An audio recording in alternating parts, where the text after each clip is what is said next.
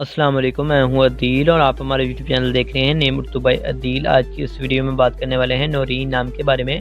नौरीन नाम का मीनिंग क्या होता है और नौरीन नाम की लड़कियां किस तरह की होती हैं।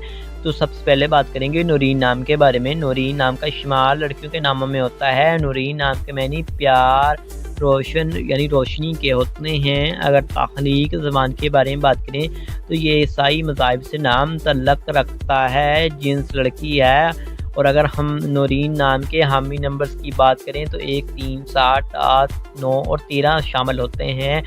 और अगर हम नौरीन नाम के मौफिक दिन की बात करें तो जुम्मा और सोमवार शामिल होता है।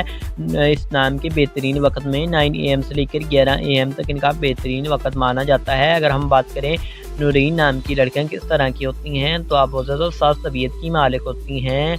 आप ज़िंदगी में कुछ कर जाने का हुनर रखती हैं। अगर नौरीन नाम के हाकम स्यारे की बात करें तो ज़ीरा शामिल होता है। अगर हम नौरीन नाम की मौफिक दांतों की बात करें तो दांतों में तांबा शामिल होता है। अगर हम नौरीन नाम के मौफिक पत्थर की बात करें तो पत्थर में पुखरा शामिल होता है। नौरीन नाम के मौफिक रंग में सुरख नीलमा हल्का सब्ज़ रंग शामिल होता है। मौफिक दिन में इतवार और मंगल शामिल है।